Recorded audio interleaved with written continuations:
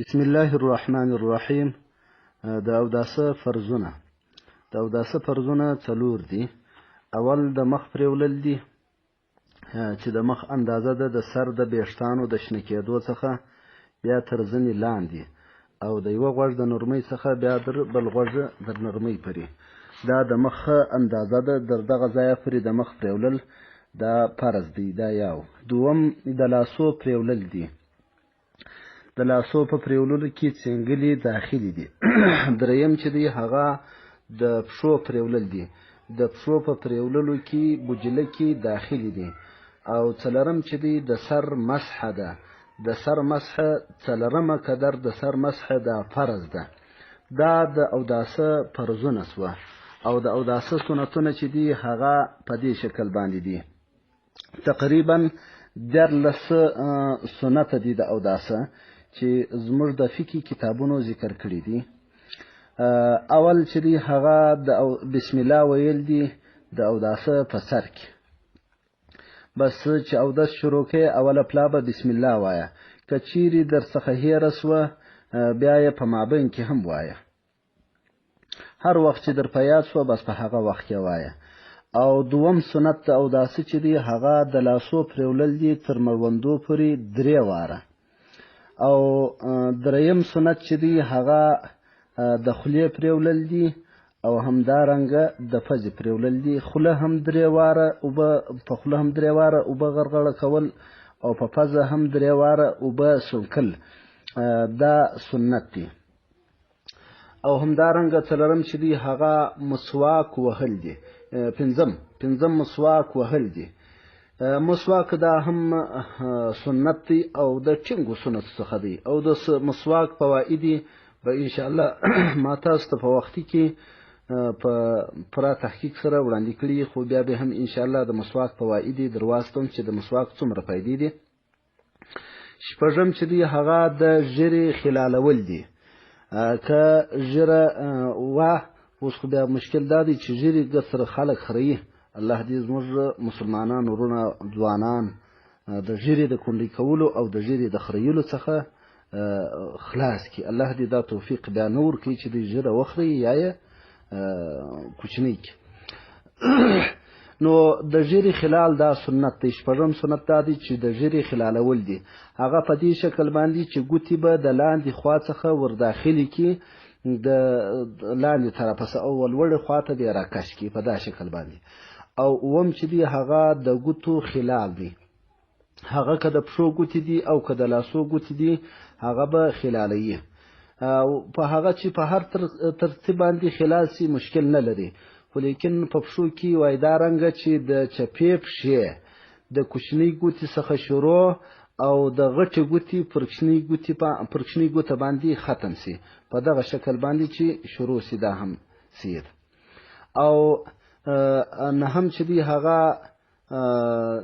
دغه هر وار د هر اندام 3 واره پرېولل. هر اندام 3 واره پرېولل.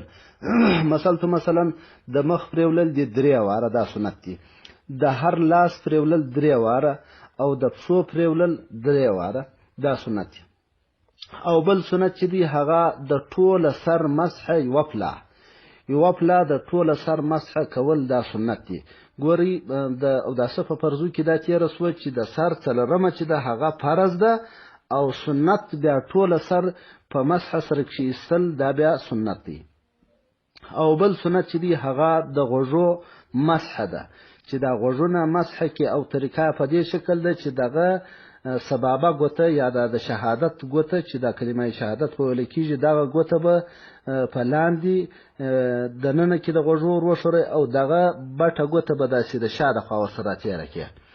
او بل سنت چې دی هغه نیت دی چې سړی به نیت د اوداسه کوي. دا هم سنت دی. زموږ پر مذهب باندې د امام شافعي رحمت الله تعالی علیه ګور سره نیت فرض بولي په اوداسه کې، لیکن موږ وایو چې سنت دی. او بل سنت چې دی هغه ترتیب دی. په ترتیب سره لکه څنګه چې الله جل جلاله په قرآن کې ذکر کړي په هغه شکل باندې به سړی اودس کوي. الله جل جلاله په قرآن کې داسې فرمایي: یا ایها الذین آمنوا اذا قمتم الى الصلاة فاغسلوا وجوهکم وایدیکم الى المرافق وامسحوا برؤوسکم وارجلکم الی الکعبین. بس په همدغه شکل باندې اوله پلا به مخ پرېولې، بیا به لاسونه یې، بیا به د سر مسح یې، بیا به پښې. او 14 سنت چې دی هغه موالات پرله پسې والی دی.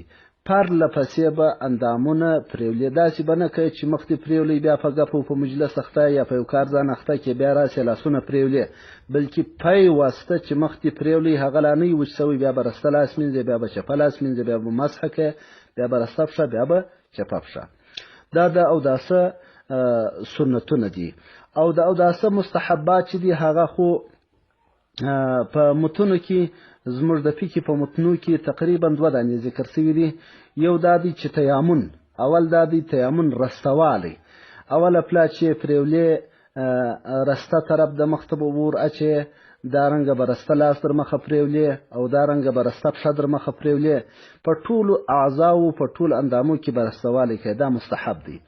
دوم مستحب چې دی هغه د گردن د غاړې مسحه، چې دا موږ د ګوتو په شا سره دا مسح کو، او د هغه طریقه دا ده چې بس دا ګوتې بس مازې پر دا غاړه کښېږدوه، کښې بیا نه، کښېدل یې نه دي سي، بس دا مازې چې مو کښېښولې بس بیرته یې پورته کړي. دا بیا دا 2 مستحب دي. او اوس نو بیا چې کوم آداب راغلي دي په اوداسه کې هغه زموږ فقهاو او علماو ذکر کړي دي. دا تقریبا چې دا زه درته ګډ یم د فتاوا علمګیري ده، اول جلد د 15 صفحې څخه بیا در 9 صفحې پورې. نو هغه خو بیخي ډیر دي چې د علماو ذکر کړي دي دغه آداب او سنتونه په دغه کې په اوداسه کې. اول دا دی چې سړی چې اوداس تازه کوي لوښي به په رسته لاس سره تکیه کوي، او لوښي په رسته لاس سره تکیه کوي، او د پښې پر هغه د مخ پر خوا باندې به اوبه تویي، او په چپه لاس سره به یې مږي، او په دغه شکل سره به 3 واره دا پښه پرېولي، بیا به پر چپه پښه باندې دغسې اوبه تویي، او بیا مږي. او بل د آدابو څخه دا دی چې شروع به کوي د ګوتو د سرو څخه په لاسو کې. اوله پلا به دی نه چې پر څنګل باندې اوبه توی کړي، بلکې اوله پلا به د ګوتو د سرو څخه ور شروع کوي د څنګلې وخواته، دغه رقم په پښو کې هم. او دغه رقم بل آداب او سنت چې دی هغه دا دی چې شروع به کوي په مسح کې د مخ د خواسه، یعنی د سر مسح چې ته کوي د مخ د خوا څخه به شروع کوي، داسې به نه کوي چې د څټ د خوا څخه را شروع کوي، بلکې د مخ د خوا څخه به شروع کولی کېږي. دا سنت دی. او بل ترتیب په مزمزه او په استنشاق دا سنت دی چې په دا شکل باندې چې اوله پلا به خوله پرېولې، بیا به پزه پرېولې. او دا رنګه ښه مبالغه کې کول د روژاتي دپاره نه، مبالغه کول په خوله پرېوللو او په پزه پرېوللو کې چې ښه اوبه غرغړه کې په خوله پرېوللو کې، او دا رنګه په پزه پرېوللو کې چې ښه در هغه خیشومه پورې ورسېږي، در دماغه پورې ورسېږي. دا رقم به په دا شکل باندې به په خوله او پزه پرېولل وي. او دغه رقم بل چې دی هغه دا دی چې د آدابو څخه دا دی چې اسراف به سړی په اوبو کې نه کوي، نه به کموالی په اوبو کې کوي، نه به اسراف په اوبو کې کوي. که څه هم دی د یو والیه پر ژۍ باندې ناست وي، پر هغه اودس کې هم به اسراف نه کوي، او یا دا رنګه وي چې اوبه مملوکې وي، رانیولې وي، یا د بل چا وي، بیا به هم د هغه خپله اندازه کمې نه استعمالوي. او بل دا دی چې آداب دا دی چې د هر اندام د پرېوللو په وخت کې به دا وایست: اشهد ان لا اله الا الله وحده لا شريك له واشهد ان محمدا عبده ورسوله. د هر اندام د پرېوللو په وخت کې به دغه کلمه شهادت وایست، او بسم الله به هم ورسره وي. یوار خو بسم الله سنت و په اول کې د اوداسه. او دغه رقم خبرې به نه کوي د خلکو سره چې مجلس شروع کړي، لکه د زنانو دغه مجلس او خبرې به هم د اوداسه په وخت کې نه وي. او که چیرې یو ضرورت پیښ شو بیا خو مشکل نه لري، بیا دې وکړه خبره. که ضرورت نو بې ضرورته خبرې کول دا هم نه به کوي په اوداسه کې. او بل چې دی د اوداسه کار به په خپله باندې کوي، په بل چا باندې بیا نه کوي. په خپله به اودس کوي، بل څوک به اوبه نه ورتوي، که بل چا اوبه ورتولې دا مکروه دی. او چې کله د اوداسه څخه فارغه سواست بیا به دا وایست: سبحانك اللهم وبحمدك أشهد أن لا إله إلا أنت أستغفرك وأتوب إليك. وأشهد أن لا إله إلا الله وأشهد أن محمدا عبده ورسوله. دا هم د آدابو څخه دی چې دا به وایه، او چې کله د ټول اوداسه څخه فارغه شوې نو بیا به دا وایه چې د اوداسه څخه فارغه شوې چې اللهم اجعلني من التوابین واجعلني من المتطهرین. او بیا چې د اوداسه څخه سړی فارغه شي، آداب او مستحب دا دی چې یو 2 رکعاته لمونځ د اوداسه وکړي. او که چیرې په لوښي کې څه اوبه پاتې شوې، هغه اوبه که لږ وي که ډېرې وي، خو یو غوړپ قدر اوبه به د هغه څخه څښي په ولاړې باندې او مخامخ و قبله شریفه ته. دا هغه آداب او ښه شیان دي چې سړی کوي په اوداسه کې په دغه طریقه سره. او همدارنګه پر پاک ځای باندې به سړی اودس تازه کوي چې هغه یو ښه پاک ځای وي، ځکه دغسې ځای چې هغه یا خراب وي یا هغه نجاست پکښې یو خو دا دی چې د هغه څخه اوبه راغورځي، او بل دغه د اوداسه اوبه تویېدل دلته هم مناسب نه دي. نو سړی به په داسې ځای کې اودس تازه کوي چې هغه ښه لوړ ځای او پاک ځای. او بل خو نو دغه دعاوې دي چې انشاءالله دا دعاوې خو به ما تاسو ته ویلي چې د هر اندام د پرېوللو پر وخت باندې کول کېږي. که چیرې ما نه وی درته ویلي زه به درواستم وروسته کې، او که مې ویلي وي خو نو بس مشکل نه لري. په دغه شکل سره تاسو اودس تازه کوئ. نو چې په دغه شکل باندې اودس وسو، بیا نو زموږ ستاسو اودس کامل اودس دی، بیا نو الله جل جلاله زموږ څخه راضي کېږي او الله زموږ عبادت لمونځ قبلوي. او په اوداسه کې مکروهات چې دي هغه دا دي چې په زور اوبه پر مخ باندې غورځول، او په خلو په پزه باندې په زور اوبه اچول، او خلو او پزه ته په زور اوبه اچول، او همدارنګه په چپه لاس باندې او پزه ته اوبه ورکول، یا په خلو په پزه باندې په چپه لاس اوبه ګرځول، او پزه سونکل په رسته لاس باندې، دا په اوداسه کې مکروه دي. ګورئ په زور اوبه پر مخ باندې غورځول دا یو. دوم دا دی چې و پزه و خوله ته په چپه لاس اوبه ور اچې، دا مکروه دی. بلکې په رسته لاس باندې هم و خوله ته اوبه ورتویې، هم بیا و پزه ته، او پزه سونکل په رسته لاس باندې دا مکروه دی.